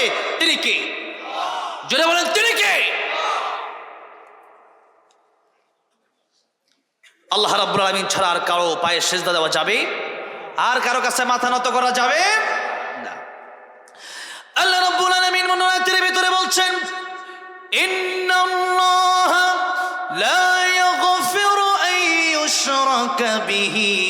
ويغفر ما دون ذلك لمن يشاء ومن يشرك بالله فقد افترى إثما عظيما আল্লাহ বলছেন কিয়ামতের ময়দানে আমি আল্লাহ তো রহমান রহিম পৃথিবীর মানুষকে আল্লাহ মোহাব্বত ভালোবাসা সৃষ্টি করলেন। কি সৃষ্টি করলেন? ভালোবাসা। এটা আল্লাহ একটা সৃষ্টি, ভালোবাসা। এই সৃষ্টির কারণে মা তার সন্তানের বাবা দুই হালি কমলা আপেল আনছে, এটা মা খায় না, সব সন্তানদের খাওয়ায় দেয়। মা চিন্তা করে আমি না খাই আমার সন্তানটা খাক, তাতে আমি খুশি। জোরে করে ঠিক না বেঠিক? কেন? মায়ের ভালোবাসার কারণে। ঈদের সময় আসলে পরে দেখা যায় একজন বাবা তার 2 থেকে 3 জন সন্তানকে নতুন জামা কাপড় কিনে দেওয়ার জন্য যখন মার্কেটে ঢুকলো, হাতে আছে 10,000 টাকা, কাপড় পছন্দ হলো 3 জনের 12,000 টাকার। এরপরে 2,000 টাকা ঋণ করে 3 জন সন্তানকে কাপড় দিল। কিন্তু বাবা ঈদের সময় গত ঈদের কাপড় পরে এবারের ঈদে যায়, এরকম ঘটনা আছে না নাই? বাবা কেন পরে? যে আমার সন্তানটা যদি ভালো পড়ে তাহলে আমার ভালো লাগবে, আমারটা পরে থাক। এই হলো বাবার ভালোবাসা। দুনিয়াতে আল্লাহ রাব্বুল আলামিন এই ভালোবাসা সৃষ্টি করে আল্লাহ নিজেই 99 ভাগ রাখলেন। আর আল্লাহর ভালোবাসা থেকে আল্লাহ 1 ভাগ তামাম পৃথিবীতে ছড়ায় ছিটায় দিলেন। বনের বাঘের ভিতরে 1 ভাগ, বনের বাঘের ভিতরে কয় ভাগ? 1 ভাগ। যার কারণে আল্লাহ রাব্বুল আলামিন বলছেন লা তাকনাতু মির রাহমাতিল্লাহ ইন্নাল্লাহা ইয়াগফিরুদ যুনুবা জামিআ ইন্নাহু হুয়াল গফুরুর রহিম। আল্লাহ বলছেন ও বান্দা, আমার রহমত থেকে তুমি নিরাশ হয়ে যাবে না। আমি আল্লাহ রাব্বুল আলামিন তোমার জীবনের সব গুনাহগুলি মাফ করে দেব যদি খাঁটি তওবা করতে পারো। তুবু ইলাল্লাহি তাওবাতান নাসুহা। এজন্য খাঁটি তওবা, একবার গুনাহ করছেন আবার করলে এটা খাঁটি তওবা হয় না? আমি আর জীবনে গুনাহ করবো না এই নিয়ত করে অনুতপ্ত হয়ে আল্লাহ গো আমাকে মাফ করে, আল্লাহর সাথে সাথে মাফ করে দিবেন। 2টার সময় তওবা কবুল হবে না। ইতিপূর্বে নিউজ চলে এসেছে খুব দ্রুত সময়ে পশ্চিম দিক থেকে সূর্য উঠবে, এটা কিয়ামতের আলামত। এবং কিয়ামতের আগে গজওয়াতুল হিন্দ হবে। এই যে ভারত, দিল্লি, কলকাতা, মুম্বাই সব মুসলমানদের হয়ে যাবে, ঠিক না ঠিক? সেই গজওয়াতুল হিন্দের জন্য প্রস্তুত আছেন না নাই? যুবকেরা প্রস্তুত হয়ে যেতে হবে। নবী বলেছেন সেই গজওয়াতুল হিন্দে যারা যাবে, যারা শহীদ হয়ে যাবে, বিনা হিসেবে জান্নাতে চলে যাবে। আর যারা সেই গজওয়াতুল হিন্দে যাবে না, এরা কাপুরুষ মুনাফিক বেঈমান হয়ে মরে যাবে। সুতরাং আপনারা কি কাপুরুষ মুনাফিক বেঈমান হয়ে মরতে চান? কারা কারা চান যে আমরা গজওয়াতুল হিন্দে শরীক হব? হাত তুলে দেখান। আল্লাহ কবুল করেন, বলেন আমিন। গজওয়াতুল হিন্দ আসছে, ইমাম মাহদি আসছেন। এই পৃথিবীতে একটা যুদ্ধ হবে, যে যুদ্ধ কেবলই হবে মুসলিম আর কাফেরদের বিরুদ্ধে লড়াই হবে। লড়াই হবে সেখানে খেলাফত প্রতিষ্ঠার লড়াই, লড়াই হবে সেখানে কোরআনের আইনের লড়াই, কোরআনের আইনকে বাস্তবায়ন করা যায় সেই লড়াই। সেই লড়াইয়ের জন্য প্রস্তুত আছে না নাই? আপনার ভেতরে যদি শাহাদাতের তামান্না না থাকে, আপনি কাপুরুষ মুনাফিক হয়ে মরবেন। আর মুনাফিকের শাস্তি হলো জাহান্নামের সবচেয়ে তলদেশে তার বাড়ি হবে। জাহান্নামের সবচেয়ে নিকৃষ্ট শাস্তি কার হবে? মুনাফিকের হবে। কার হবে? কার কথা? কার কথা? আল্লাহ বলছেন ইন্নাল মুনাফিকিনা ফিদ দারকিল আসফালি মিনান নার ওয়া লান তাজিদ লাহুম নাসীরা। ওগো নবী, কিয়ামতের কঠিন ময়দানে সবচেয়ে তলদেশে জাহান্নামের থাকবে মুনাফিকেরা। আর ওয়ালান তাজিদ লাহুম নাসীরা, তাদের জন্য কোনো সাহায্যকারী কিয়ামতের ময়দানে খুঁজে পাওয়া যাবে না। কোনো সাহায্যকারী সেদিন থাকবে না। সুতরাং মুনাফিক অন্তরে রাখবেন না। আমার ভাইরা, আমার মুরব্বী বাবাজিরা, যেই কথা বলছিলাম, আল্লাহ বলেন আমি রহমান রহিম গফফার। বান্দারে, কিয়ামতের ময়দানে আমি আল্লাহ চাইলে এক একটা উসরা, যেমন আজকের এই মাহফিলটাকে উসরা করে আল্লাহ এক একজনকে জান্নাতে দিতে পারেন। সুবহানাল্লাহ বলেন। কারণ এই পৃথিবীতে যত মায়া দয়া আছে, বাঘের ভিতরেও কয় ভাগ? 1 ভাগ। আর আল্লাহর কাছে আছে কত ভাগ? 99। আল্লাহ বলেন বান্দারি, এতে করে সন্তান যখন বিপদে পড়ে মা কয় আমার সন্তান বাঁচুক, আমি মরে যাই। যেরকম ঠিক না বেঠিক? ভূমিষ্ঠ হবে সন্তান, ডাক্তার বলে দিলে হয়তো মা বাঁচবে নয়তো সন্তান বাঁচবে। মা বলে দেয় আমার কলিজার টুকরা সন্তানটা বেঁচে থাকুক, আমি মরে যাই, আমার কোনো অফসোস নাই। আল্লাহু আকবার! কি মায়া, কি ভালোবাসা আল্লাহ দিয়ে দিলেন। সেই ভালোবাসার কারণেই মা আর বাবাকে যদি কষ্ট দিয়ে থাকেন, সেই ক্ষমা যদি মা বাবা না করে, সেই আল্লাহ রাব্বুল আলামিন ক্ষমা করবেন না। লম্বা ঘটনা, মা বাবার হকের কথা বলতে গেলে অনেক কথা চলে আসে। যে কথা বললাম, কারণ আমি যা বুঝতে পারলাম 12টার পরে কেউ থাকবে না আর কি, মাইকম্যান থাকবে কাশুন। মা আর বাবা তাদের দিকে তাকালেই নবী বলেছেন কবুল হজের সওয়াব। কিসের সওয়াব? কিসের সওয়াব? কবুল হজের সওয়াব। আচ্ছা, হজ করা কি সহজ না কঠিন? হ্যাঁ, নবী নিজে বলছেন আল হাজ্জুল হাজ্জু, হজ করা কঠিন, এত সহজ না। ইসলামী ইবাদত আছে, যেমন নামাজ দৈহিক ইবাদত, যেমন যাকাত আর্থিক ইবাদত। নামাজ যদি আপনি পড়েন, তাহলে নামাজ, ফজরের নামাজ আপনি না পড়ে যদি কাউকে 500 টাকা দিয়ে বলেন যে আমার নামাজ তুমি পড়ে দিও, নামাজ হবে? নামাজ হবে না। আবার জাকাত, আপনার 10,000 টাকা জাকাত আসছে, আপনি জাকাত না দিয়ে যদি বলেন যে 10 টাকা নামাজ পড়ে ফেলাই, কি নামাজ হবে? জাকাত আদায় হবে? জাকাতের আপনি 10,000 টাকাই দিতে হবে, অথবা স্বর্ণ দিতে হবে, রূপা দিতে হবে। কথা বুঝে আসছে? আর হজ হচ্ছে এমন ইবাদত যেটা দৈহিক আর্থিক উভয়টার সামান্য ইবাদত। টাকা হলে হয় না, 8-10 লাখ টাকার প্রয়োজন। 8-10 লাখ, 8-10 টাকা কামানো সহজ না কঠিন? কঠিন। এরপরে টাকা হলে হয় না, আবার দেহ দিয়ে সেখানে যেতে হবে, পাসপোর্ট করতে হবে, ফিঙ্গার দিতে হবে, ভিসা করতে হবে, টিকিট করতে হবে, জার্নি করে যেতে হবে, তওয়াফ করতে হবে, মিনায় যেতে হবে, মুজদালিফায় যেতে হবে, আরাফায় যেতে হবে, হ্যাঁ, এরপরে কোরবানি করতে হবে, অনেক কাজ। এত কাজ করার পরে হজ কবুল হলো কি হলো না আপনি কি জানেন? জোরে বলেন, জানেন? এবার আরেকটা প্রশ্ন করি, আপনার অনেক কষ্ট দিয়ে ফেলতেছি। আরেকটা প্রশ্ন হলো, বছরে হজ করা যায় কয়বার? বলেন কয়বার? একবার। আর বাকি সময় যা করবেন উমরা করবেন। বাকি বছরে একবার হজ, আর বাকি সবসময় যা করবেন সব উমরা হবে। একবার হজ করলেন, বছরে বছরে একবার হজ করা যায়। মা আর বাবার দিকে দৈনিক কতবার তাকানো যায়? বহুবার। আমি জয়পুরহাট গেলাম, তো ওনারা বললো মেলাবার। কতবার? মেলাবার। তো অনেক ভাষা শিখতেছে, কেন মাঝে মাঝে জিজ্ঞেস করি, আপনাদেরকে শেখাতে দরকার আছে, আবার আসবো না ইনশাল্লাহ। তো এই যে বহুবার তাকানো যায়, মেলাবার তাকানো যায়, অনেকবার তাকানো যায়, অসংখ্যবার তাকানো যায়, এতবার মা আর বাপের দিকে তাকানো যায়। আপনি হুজুর ওয়াজ করেন, আপনাকে এই ওয়াজটা বাড়িতে নিয়ে যান। আপনার মা আছে। গতকাল আমার ময়মনসিংহে যখন ওয়াজটা করলাম, আমার সাইডে একজন অতিথি কেঁদে দিলেন, বলো আমি একটু কথা বলবো। হুজুর আপনি যে ওয়াজ করেন, আমার মাও নাই বাবাও নাই, আমি কি করবো? এই তো আমার, তো আমি তো আর এই সব নিতে পারবো না। আমি বলো আপনি আপনার মা বাবা দোয়া করেন, রব্বির হামহুমা কামা রাব্বায়ানি সগীরা। মা যার নাই, বাবা যার নাই, মা বাবা হলো অমূল্য সম্পদ। কি সম্পদ? অমূল্য সম্পদ, কোনো মূল্য হয় না। হজ করতে এত টাকা লাগে, আপনি গেলেন, কবুল হলো কি হলো যায় না। নবী বললেন একবার মায়ের দিকে তাকাও, একটা কবুল হজের সব। সুবহানাল্লাহ। সাহাবী বলেন, ইয়া রাসূলুল্লাহ, ইয়া হাবিবাল্লাহ, মার বাপের দিকে যদি একবার তাকানোর কারণে কবুল হজের সওয়াব হয়ে যায়, আমি যদি 100 বার তাকাই 100 কবুল হজের সওয়াব হবে নাকি? আমার নবী ডাক দিয়ে বললেন, সাহাবী রে, 100 বার কেন, তুমি তাকাতে তাকাতে অস্থির হয়ে যেতে পারো, আমার আল্লাহ রাব্বুল আলামিন সওয়াব দেওয়ার বেলায় কোনো অস্থির হবেন না। জন্য মা বাবা হুমা জান্নাতুকা হুমা নারুকা, মা বাপ তোমার জান্নাত, মা বাপ তোমার জাহান্নাম। মা বাপকে খুশি করো। নবীজি একদিন রাস্তা দিয়ে হেঁটে যাচ্ছিলেন, একটা কবর দেখলেন আযাব হচ্ছে। কি হচ্ছে? আযাব হচ্ছে। নবীজি আল্লাহর কাছে দোয়া করেন, আল্লাহ কবরটা জান্নাতের বাগান বানায় দাও। একবার দোয়া করলেন, সাহাবীরা বলেন আমিন। তো এবার সেই নবী তাকায় দেখতেছেন, এখনো কবর আযাবটা মাফ হয় না, বন্ধ হয় না।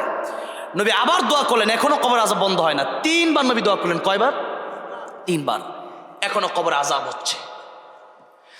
আমার নবী রেখে বললেন, হে আল্লাহ রাব্বুল আলামিন, এই কবরের আযাব মাফ করার জন্য আমি নবী 3 বার তোমার কাছে মুনাজাত করলাম। হে আল্লাহ রাব্বুল আলামিন, এরপরও কবর আযাব কেন মাফ হয় না? আমার আল্লাহ জানায় দিলেন, বন্ধু আমার হাবিব, আবার আপনি 3 বার কেন কিয়ামত পর্যন্ত যদি তোর জন্য মুনাজাত করেন, আর এই ব্যক্তির মা যদি তারে ক্ষমা না করে, এই ব্যক্তির কবরের আযাব আমি আল্লাহ কোনোদিন মাফ করব না। নবী তার মাকে ডাকলেন, কবরের পাশে আনলেন, জিজ্ঞাসা করলেন, ও যুবকেরা, এই যে কবর দেখা যায়, এই কবরটা কার? মহিলা ডেকে বলল, ইয়া রাসূলুল্লাহ, এই কবরটা আমার সন্তানের কবর। নবী বললেন, কবর আযাব হয়, তুমি কি তারে মাফ করবা না? মহিলা বলেন, না, মাফ করবো না, মাফ করবো না। নবী বলেন, মহিলা কেন তুমি মাফ করবা না? মহিলা ডেকে বলল, ইয়া রাসূলুল্লাহ, ইয়া হাবিবাল্লাহ, তার স্ত্রীর কথা শুনে আমি মা কেমন পেটান পেটাইছে, যে পেটানোর কারণে আমি মায়ের শরীরে এখনো দাগগুলো রয়ে গেছে। ইয়া রাসূলুল্লাহ, আমি মাফ করব না তাকে। আমার নবী কষ্ট পেলেন, চিন্তা করলেন এর মাঝে তাকে মাফ না করে কবর আযাব তো বন্ধ হবে না। কিন্তু আমার নবী তো রাহমাতুল লিল আলামিন, আমার নবী ডাক দিয়ে বললেন, আয় আল্লাহ রাব্বুল আলামিন, আমার আগের দোয়া তুমি কবুল করো নাই, এখন আরেকটা দোয়া করব। আল্লাহ রাব্বুল আলামিন সেই দোয়াটা কি তুমি কবুল করবে না? আল্লাহ এই দোয়াটাকে মেহেরবানি তুমি কবুল করে নাও। আল্লাহ রাব্বুল আলামিন, তুমি আমার কবর আযাব দেখার তৌফিক দিয়েছো। নবী বলেন, আমার মনে চায় আমি দোয়া করি আমার উম্মত যেন কবর আযাব দেখতে পারতো। আমি আল্লাহর কাছে দোয়া করি, আমার মনে চায়। কিন্তু কেন দোয়া করার জন্য? ও আমার উম্মতেরা, এই কবর আযাব যদি তোমরা দেখতে পারতে, তাহলে তোমাদের বাবার লাশ নিয়ে তোমরা কবরে যেতে না, তোমাদের মায়ের লাশ নিয়ে তোমরা কবরে যেতে না, তোমাদের ভাইয়ের লাশ, বোনের লাশ, আত্মীয় স্বজনের লাশ নিয়ে তোমরা কবরে যেতে না, দাফন করতে না। তোমরা চিন্তা করতে, আমার বাবার না জানি কবরে কি আযাব হয়, আমার মার জানি কবরে কি আযাব হয়, আমার ভাইয়ের, আমার বোনের জানি কবরে কি আযাব হয়। এই জন্য দুনিয়ার সিস্টেম পাল্টে যাবে, মানুষের ইনকাম বন্ধ হয়ে যাবে, কাজকর্ম বন্ধ হয়ে যাবে, মানুষ পাগলের মতো হয়ে দুনিয়াতে ছোটাছুটি শুরু করে দিবে। আল্লাহ রাব্বুল আলামিন, আমাকে তুমি কবর আযাব দেখার তৌফিক দিয়েছো। আল্লাহ রাব্বুল আলামিন, এই মহিলা তো উম্মতে, মহিলা দেখে না। আল্লাহ রাব্বুল আলামিন, এই মহিলাকে তুমি কি একটাবার কবর আযাব দেখার সুযোগ করে দিবা? আমার নবীর দোয়া আমার আল্লাহ রাব্বুল আলামিন কবুল করে নিলেন। আমার আল্লাহ তৌফিক দিয়ে দিলেন মহিলাকে কবর আযাব দেখার জন্য। যেই মাত্র মহিলাকে আমার আল্লাহ রাব্বুল আলামিন কবর আযাব দেখার মতো শক্তি দিয়ে দিলেন, মহিলা যেই মাত্র কবর আযাব দেখলো, সাধারণ আযাব না, এক একটা জাহান্নামের হাতুড়ির বাড়ির ওজন কত? নবী বলেন, উট পাহাড় 8 মাইল লম্বা, সে উট পাহাড়ে যদি একটা বাড়ি দেওয়া হয়, উট পাহাড় চূর্ণ বিচূর্ণ হয়ে যাবে। এত কঠিন। যেই মাত্র মহিলা দেখলো তার সন্তানের কবরে আযাব, একটা চিৎকার বের হলো, ইয়া রাসূলুল্লাহ, ইয়া হাবিবাল্লাহ, ওগো নবীজি, এই কবর আযাব আমি দেখি আর সইতে পারলাম না, আমার সন্তানকে এই মুহূর্তে আমি মাফ করে দিলাম। যেই মাত্র মা তার সন্তানকে মাফ করে দিল, সাথে সাথে কবর জান্নাতের বাগান হয়ে গেছে। কবর জান্নাতের বাগান হয়ে গেছে। কেন? মাকে কষ্ট দেওয়ার কারণে মা এতদিন মাফ করে নাই, আজকে মা মাফ করে দিল, তার কবর জান্নাতের বাগান হয়ে গেল। ও মায়ের বাবার কিছু দয়ের কথা আমি বলতেছিলাম, যেখানে এই পর্যন্ত গেলাম। আল্লাহ বলেন, যার কারণে কিয়ামতের ময়দানে আমি আল্লাহ রাব্বুল আলামিন তোমাদের সব গুনাহ মাফ করব, তবে মনে রাখবা, লা ইয়াগফিরু আন ইউশরাকা বিহি ওয়া ইয়াগফিরু মা দুনা যালিকা লিমান ইয়াশা। আমি আল্লাহ তোমাদের সব গুনাহ মাফ করব, কিন্তু শিরকের গুনাহ আমি আল্লাহ মাফ করব না। আল্লাহকে বাদ দিয়া অন্য কারো পূজা, অন্য কারো ইবাদত আল্লাহ পছন্দ করে না, কারণ এই চেহারাটা আল্লাহ নিজ হাতে কুদরতি হাতে বানাইছে। আল্লাহু আকবার। সুতরাং এই কপাল দিয়া আল্লাহর কাছে অন্য কাউকে সেজদা দিলে আল্লাহ রাগ করে। একজন স্ত্রী যদি তার স্বামীকে, তার স্বামীর অবাধ্য হয়ে অন্য কারো কোনো ছেলের সাথে রাস্তা দিয়ে ঘুরে, স্বামী কষ্ট পায় না কেন? যে আমার স্ত্রী, আল্লাহ বলেন তুমি আমার বান্দা। কই স্বামী স্ত্রীর সম্পর্ক আর কই আল্লাহ বান্দার সম্পর্ক, আল্লাহ গোলামের মালিক গোলামের সম্পর্ক। তাবারাকাল্লাযী বিয়াদিল মুলকু হুয়া আলা কুল্লি শাইইন কাদির। আমার আল্লাহ মালিক আর আমরা গোলাম। আমরা কি? আমরা গোলাম, গোলামের ঘরের গোলাম। আমরা গোলামের মতো চলবো, আমরা মালিক নয়। মাঝে মধ্যে আল্লাহ ক্ষমতা দেয়, মাঝে মধ্যে আল্লাহ কিছু ক্ষমতা দেয়, আল্লাহ পরীক্ষা করতে চায়। এই ক্ষমতার মস্তদে বসে যারা নিজেকে আল্লাহর চেয়ে বড় মনে করে, আল্লাহ জুতার বাড়ি থেকে, দেশ থেকে তাদেরকে বের করে দেয়। এই ক্ষমতা কেবলমাত্র কার? ক্ষমতা কেবলমাত্র কার? মাঝে মধ্যে আল্লাহ বান্দাকে একটু টেস্ট করে, আর কি পরীক্ষা করে। আল্লাহ দিয়ে খালাকাল মাউতা ওয়াল হায়াতা লিয়াবলুয়াকুম আইয়ুকুম আহসানু আমালা। আল্লাহ পরীক্ষা করতে চায়। আমার ভাইরা, আমার বন্ধুরা, আমার মুরব্বি, যেই কথা বলতেছিলাম, মহিলা জাহান্নামে যায় বিশেষ করে দুইটা কারণে। এক নম্বর কারণ বলেছিলাম স্বামীর অবাধ্য হওয়ার কারণে। তার মানে স্বামীর সাথে আপনি খারাপ আচরণ করতে পারবেন না। আপনি স্বামীকে বুঝাবেন, কি করবেন? বুঝাবেন। এরপরেও যদি কোনো কারণে এমন অত্যাচার যদি স্বামী করে যে অত্যাচার আপনি সহ্য করতে পারেন, এমন লোক এমন স্বামী ওই দেশে আছে যে স্ত্রীকে প্রতিদিন স্ত্রীকে না মানলে তার খাওয়ান হজম হয় না, খাবার হজম হয় না। এমন লোক আছে না দেশে? আছে এমন লোক আছে। শুধু নারীদের কথা, এবার একটু পুরুষের দিকে যাব। কি বলেন? এবার মহিলারা একটু খুশি হন, মহিলারা ভালো করে ওয়াজ শোনেন। আজকে আমার নবীজি একদিন ঘরে ঢুকলেন। কোথায় ঢুকলেন? ঢুইকা দেখলো যে আয়েশা সিদ্দিকা রাদিয়াল্লাহু আনহা তিনি রুটি বানাচ্ছেন, আটা গুলছে, আর ওনার ঘুম ধরছে। আম্মা জান আয়েশা সিদ্দিকার উনি একটু ঘুমায় পড়লেন, ছাগলে আয়েশা রুটি খাওয়া শুরু করছে। নবীজি এসে দেখলেন যে রুটি অর্ধেক বানানো হয়েছে আর অর্ধেক ছাগলে খায়, আর আটাগুলো গুলানো হয়েছে। তো নবীজি নিজে আয়েশা রুটি বানালেন, গুস্ত পাকালেন। যেরকম সুবহানাল্লাহ। আম্মা জান আয়েশা সিদ্দিকা, আম্মা জানের ঘুম যখন ভেঙে গেল, ডাক দেয়া বললেন, ইয়া রাসূলুল্লাহ, ইয়া হাবিবাল্লাহ, এটা আপনি করলেন কি? নবী কয়, আয়েশা রে, আমি রান্না বাড়া করলাম। আয়েশা রাদিয়াল্লাহু আনহা বলেন, ইয়া রাসূলুল্লাহ, ইয়া হাবিবাল্লাহ, আপনি না রাহমাতুল লিল আলামিন নবী, আপনি রাঁধছেন? নবী বলেন, আয়েশা রে, আমি রাহমাতুল লিল আলামিন নবী হইলে কি হইছে? আমি তো তোমার স্বামী। আল্লাহু আকবার বলেন। তো স্বামী হিসাবে আমিও তোমার সাথে একটু হেল্প, সহযোগিতা করতে চাই। এটা হলো নবীর চরিত্র। যেরকম সুবহানাল্লাহ। আর আমাদের সামনে দরজা খুল, হয়ে যায় যেরকম, ঠিক না ঠিক? এই যদি হয় আপনার চরিত্র, তা আপনার নবীর আদর্শ কই মানলেন আপনি? আপনি তো নবীর আদর্শ থেকে বিচ্যুত হয়ে গেলেন। এই জন্যে আমার নবী যে আদর্শ দেখালেন, সেই আদর্শ আপনি দেখাবেন। রাসূল সাল্লাল্লাহু আলাইহি ওয়াসাল্লাম যখন পৃথিবীতে চলে যাবেন, তখন একটা মেসওয়াক আনতে বলেন। আম্মা জান আয়েশা সিদ্দিকা মেসওয়াক আনলেন। কি আনলেন? মেসওয়াক। বেশি বেশি মেসওয়াক করবেন। করেন তো? করবেন। মৃত্যুর সময় কালিমা নসিব হবে। কি নসিব হবে? কালিমা নসিব হয়ে যায়। মেসওয়াক করবেন। তো নবীজি তখন খুব জ্বর, তো অসুস্থ নবী বলেন, আয়েশা মেসওয়াক দাও। তো এই যে মেসওয়াক যখন দিলেন, তো আম্মা জান আয়েশা সিদ্দিকা রাদিয়াল্লাহু আনহাকে বলেন, একটু তুমি চিবায়া দাও যাতে নরম হয় মেসওয়াকটা। শক্ত দিয়ে তো মেসওয়াক করা যায় না, একটু নরম হওয়া লাগে না মেসওয়াকের মাথাটা? তখন আম্মা জান আয়েশা সিদ্দিকা রাদিয়াল্লাহু আনহা এই মেসওয়াকটা চিবায়া দিলেন। তখন নবীজি সেই মেসওয়াক নিয়ে সেই মেসওয়াক করলেন। আগে যে আয়েশা সিদ্দিকা রাদিয়াল্লাহু আনহার যেই থুতুগুলো লেগেছিল সেটা আগে তিনি ওনার মুখে নিলেন, এরপর তিনি মেসওয়াক করলেন। জোরে বলেন সুবহানাল্লাহ। আর আমাদের অবস্থা কি? এই জন্য আপনি অত্যাচার যদি করেন, তাহলে আপনি জালেম কাতারে পড়ে যাবেন। যে কথা বললাম, নারীরা যাবে দুইটা কারণে জাহান্নামে। কয়টা কারণে? একটা স্বামীর অবাধ্য হওয়ার কারণে, স্বামীর সাথে বেয়াদবি করার কারণে। 2 নম্বর কারণ হচ্ছে নারীরা, এবং নারীরা এটা পুরুষদের মধ্যে আছে। এটা বলি আজকে আপাতত শেষ করি।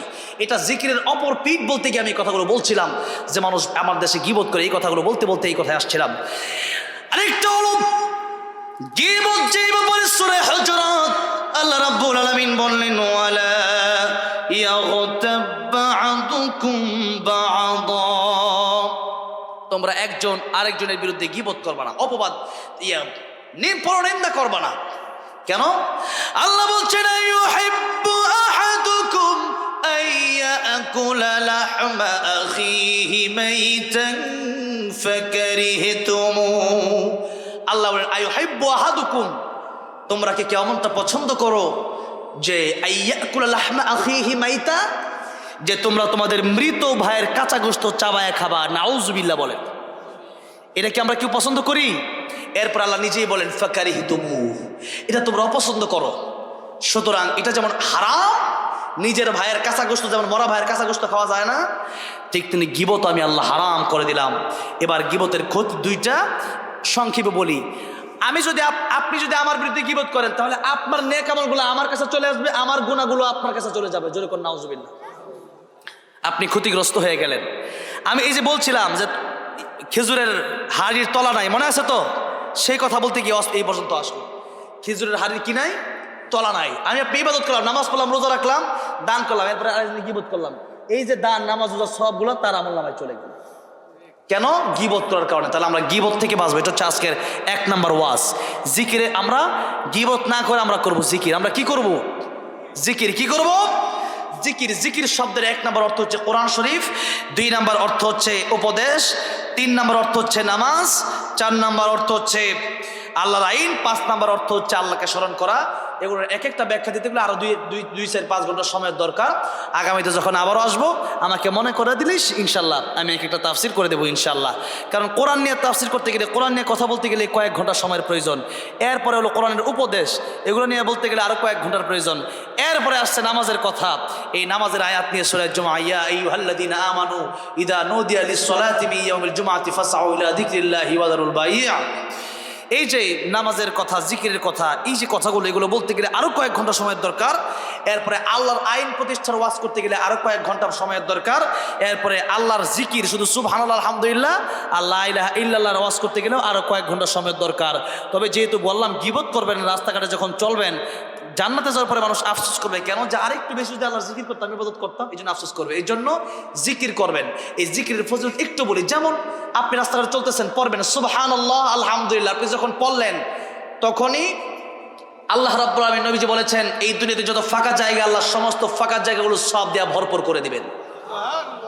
তাহলে পড়বেন কি পড়বেন না? রাস্তাঘাটে চলছেন, সুবহানাল্লাহ আলহামদুলিল্লাহ পড়েন। এরপরে আরেকটু বলবো, আর 5 মিনিট, আর 5 মিনিট বলে এরপরে আমি দোয়া করে দিচ্ছি। মুসা কালিমুল্লাহ একদিন আল্লাহ রাব্বুল আলামিনকে বললেন, আয় আল্লাহ রাব্বুল আলামিন, তুমি আমার একটা আনকমন জিকির দাও, যে জিকির পৃথিবীর সব মানুষকে তুমি দাও না, একটা আনকমন জিকির দাও। আল্লাহ রাব্বুল আলামিন বলেন, মুসা তুমি বেশি বেশি জিকির করবা, লা ইলাহা ইল্লাল্লাহ, লা ইলাহা ইল্লাল্লাহ, লা ইলাহা ইল্লাল্লাহ মুহাম্মাদুর রাসূলুল্লাহ সাল্লাল্লাহু আলাইহি ওয়াসাল্লাম। মুসা কালিমুল্লাহ আল্লাহ রাব্বুল আলামিনকে বলেন, আল্লাহ রাব্বুল আলামিন, तमाम পৃথিবীর মানুষরা তো এই জিকির করে, আমি লা ইলাহা ইল্লাল্লাহর জিকির কেন করব? আল্লাহ রাব্বুল আলামিন বললেন, মুসা तमाम পৃথিবীর মানুষ লা ইলাহা ইল্লাল্লাহর জিকির করতে পারে, তবে শুনে রাখো, পৃথিবীতে যা কিছু আছে সব কিছুর চাইতে দামি আমি আল্লাহর কাছে লা ইলাহা ইল্লাল্লাহর জিকির। পড়বেন, দাম বাড়বে, রহমত নাজিল হবে, আল্লাহ সব দিয়ে দিবেন। এরপরে সূরা ইখলাস পড়বেন 3 বার করে, পড়লে 1 খতম কোরআন শরীফের সব। কয় খতম? নবী একদিন বললেন, তোমরা প্রতিদিন 1000 আয়াত তেলাওয়াত করে ঘুমাবা। সাহাবীরা বললেন, এটা তো অনেক কষ্টের ব্যাপার, প্রায় 6 পারা তেলাওয়াত করার সমান। নবীজি বললেন, তোমাদেরকে সহজ করে দিলাম, তোমরা সূরা তাকাসুর একবার পড়বা, আল্লাহ রাব্বুল আলামিন তোমাদেরকে 1000 আয়াত পড়ে ঘুমালে যে সওয়াব হতো সেই সওয়াব দান করে দিবেন। কোন সূরা? সূরা তাকাসুর। সূরা ইখলাস কয়বার পড়বেন? 3 বার। প্রতি 5 ওয়াক্ত নামাজের পর আয়াতুল কুরসি পড়বেন। কি পড়বেন? আয়াতুল কুরসি। মরতে দেরি, জান্নাতে যেতে দেরি না। সুবহানাল্লাহ। আমলগুলো করবেন। এরপরে এশার নামাজের পরে ঘুমের আগে পড়বেন সূরা মুলুক। কোন সূরা? এই সূরা মুলুক যারা পড়বে, নবীজি বলেছেন, কবরে এই সূরা মুলুক তাদের আযাব থেকে বাধা হয়ে দাঁড়াবে, তাদের কবরে আযাব হবে না। আর কিয়ামতের কঠিন ময়দানে এই সূরাটা আল্লাহ রাব্বুল আলামিনের সাথে যারা করবে, তর্ক করবে, আল্লাহ এই বান্দাকে জান্নাতে দিবা, নাহলে আমি কোরআনকে অস্বীকার করবা। আমি কোরআন যদি তুমি তোমার কালাম হয়ে থাকি, তাহলে বান্দাকে জাহান্নামে দিতেই হবে। সুবহানাল্লাহ। তাহলে আমরা এই আমলগুলো করবো তো ইনশাআল্লাহ? করবো তো ইনশাআল্লাহ? আল্লাহ তৌফিক দান করেন, বলেন আমিন। আল্লাহ রাব্বুল আলামিন আমাদেরকে গীবত থেকে হেফাজত করেন, বলেন আমিন। আল্লাহ রাব্বুল আলামিন আল্লাহ জিকির করে, জিকির মানে কোরআন বলেছিলাম, জিকির মানে কোরআন শরীফ আপনি শিখবেন, বেশি বেশি কোরআন পড়বেন, কোরআনের উপদেশ। নামাজ বলেছিলাম, নামাজ না পড়লে আপনি সুবহানাল্লাহ আলহামদুলিল্লাহ পড়ে লাভ নাই, নামাজ পড়বেন। এরপরে আল্লাহর আইন মেনে নেবেন, এরপরে এই জিকিরগুলো করবেন। এই 5টা, এটা ইমাম ফখরুদ্দিন রাজি রহমতুল্লাহ তাফসিরে কাবিরে লিখেছিলেন। আজকে অনেক কথা বলা দরকার ছিল, এরপরও এক সিটি আসলো, আরেক বাচ্চা টার্গেট লাইট মারো, যার কারণে ওয়াজ গেল অন্যদিকে। যাই হোক, তারপরও আশা করি আপনাদের ফায়দা হবে ইনশাআল্লাহ। যতগুলো কথা শুনেছেন, এগুলো যদি মানতে পারেন, আপনার জীবন জান্নাতে যাওয়ার জন্য সহজ হয়ে যাবে। এই জন্য আল্লাহ রাব্বুল আলামিন আমাদেরকে খাঁটি মুসলমান, একজন দ্বীনের দায়ী, একজন দ্বীনের কর্মী হয়ে, আল্লাহ রাব্বুল আলামিন যেন একজন খাঁটি মুসলমান হয়ে, মুনাফিক যেন না হয়ে যায়, খাঁটি ইমানদার হয়ে যেন আল্লাহ কবরে যাওয়ার তৌফিক দান করে দেন, বলেন আমিন। আমি প্রথমেই যে ইসলামের সঙ্গীতটা বলবো আমি জানি এই ঝিনাইদহবাসী বিশেষ করে আল্লামা সাঈদীর জন্য পাগলপাড়া। এসো কোরআনের ছায়া তলে সমবেত হই, এসো আল্লাহ রাসূলের অনুগত হই।